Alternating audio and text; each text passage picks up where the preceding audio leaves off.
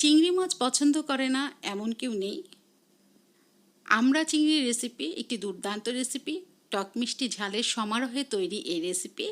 আমার আজকের রেসিপি আমরা চিংড়ির যুগলবন্দি।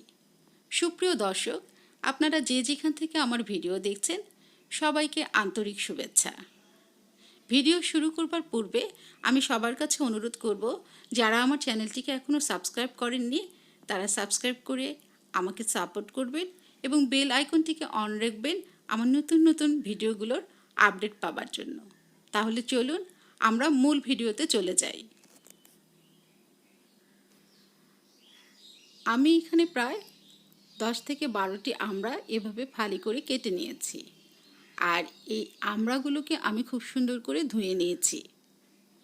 এবারে আমি একটি পাত্রে লবণ এবং পানি দিয়ে আমড়াগুলোকে ভিজিয়ে রেখেছি, কারণ এই আমড়ার যে কষটা রয়েছে সেই কষটা যেন এখান থেকে বের হয়ে যায়। আমি এখানে নিয়ে নিয়েছি প্রায় 20 গ্রামের মতো পোস্ত এবং 10 গ্রামের মতো সরিষে। এই দুটোকে আমি খুব সুন্দর করে পেস্ট করে নেব। এখানে আমার রয়েছে হাফ কেজি পরিমাণ চিংড়ি মাছ। চিংড়ি মাছটিকে এখন আমি হলুদ দিয়ে একটু ম্যারিনেশন করে রাখবো। এটাকে আমি বেশি সময় ধরে রাখবো না, প্রায় 10 মিনিটের মতো এটাকে ম্যারিনেশন করে আমি রেখে দেব। একটি প্যানে এবার আমি দিয়ে দিলাম সরিষার তেল। এখানে আমি 1 কাপ পরিমাণ সরিষার তেল দিয়েছি। এবারে আমি এখানে দিয়ে দেব পেঁয়াজ বাটা। পেঁয়াজ বাটা আমার রয়েছে এখানে প্রায় 1 কাপ পরিমাণ। এখন তেলের মধ্যে আমি পেঁয়াজটাকে খুব সুন্দর করে ভাজতে থাকবো। এখানে আমি দিয়ে দেব এখন একটু সামান্য পরিমাণে লবণ, তাহলে আমার পেঁয়াজটা তাড়াতাড়ি ভাজা হয়ে যাবে। পেঁয়াজ ভাজা যখন হয়ে যাবে তখন আমি এখানে দিয়ে দেব শুকনো উপকরণগুলো।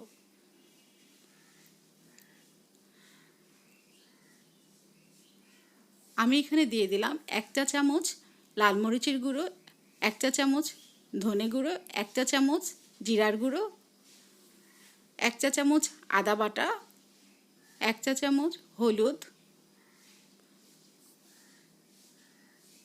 এবং 1 চা চামচ কাশ্মীরি মরিচের গুঁড়ো। মরিচের গুঁড়ো অবশ্যই আপনারা আপনাদের স্বাদ মতো দেবেন। আপনারা যে যেরকম ঝাল খেতে পছন্দ করেন সেভাবে দেবেন।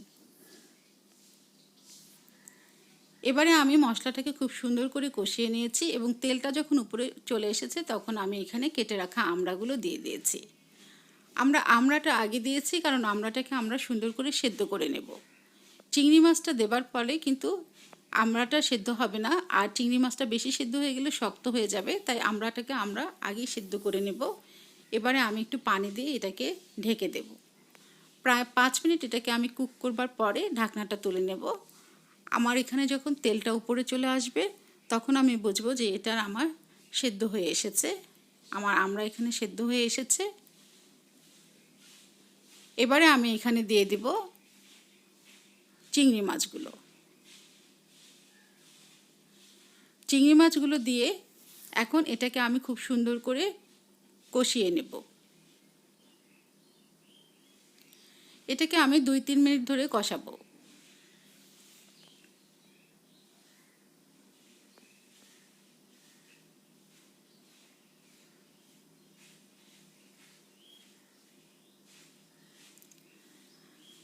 আমরা এটাকে এমনভাবে রাখবো যেন আমার আমড়াগুলো ভেঙে না যায়। এখানে আমি দিয়ে দেবো এখন গোলমরিচের গুঁড়ো এবং দিয়ে দেবো একটু মৌরির গুঁড়ো। এটা সম্পূর্ণ অপশনাল, আপনারা চাইলে নাও দিতে পারেন।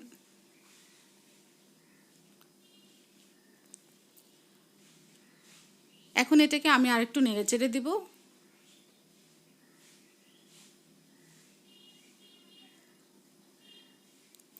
এরপরে আমি এখানে দিয়ে দিব যে সরিষা এবং পোস্তটা পেস্ট করে রেখেছিলাম সেই সরিষা এবং পোস্তর পেস্টটুকু। এবারে আমি এটাকে দিয়ে খুব সুন্দর করে একটু নেড়েচেড়ে দেব।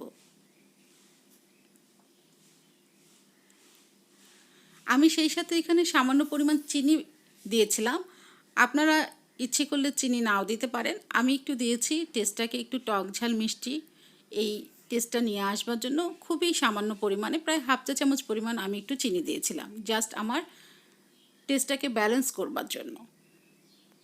এখন এটাকে আমি খুব সুন্দর করে নেড়েচেড়ে দিয়েছি এবং আমি কিছু আস্ত কাঁচামরিচ দিয়ে দিলাম ও সেই সাথে আমি পরিমাণ মতো পানি দিয়েছি। এবারে আমি এটাকে ঢেকে কুক করব প্রায় 5 মিনিটের মতো। আমরা জানি চিংড়ি বেশি সময় কুক করতে হয় না, তাতে শক্ত হয়ে যায়। তাই 5 মিনিট কুক করলে আমার আমড়া এবং চিংড়িটা একদম সুসিদ্ধ হয়ে আসবে। 5 মিনিট পরে আমি এটা ঢাকনা তুলে নেব। আমার এখানে চিংড়ি আমড়া সব সুসিদ্ধ হয়ে এসেছে এবং আমি এটার গ্রেভিটাকে যদি আরেকটু কমাতে চাই সেক্ষেত্রে আমি চুলার হিটটাকে লো ফ্লেম করে রাখবো। আমার এখানে গ্রেভি খুব সুন্দর তৈরি হয়ে এসেছে। তাহলে তৈরি হয়ে গিয়েছে আমার টক মিষ্টি ঝালের সমারোহে চিংড়ি আমড়ার যুগলবন্দি। আজকে এই পর্যন্ত। সবাই ভালো থাকবেন। আল্লাহ হাফেজ।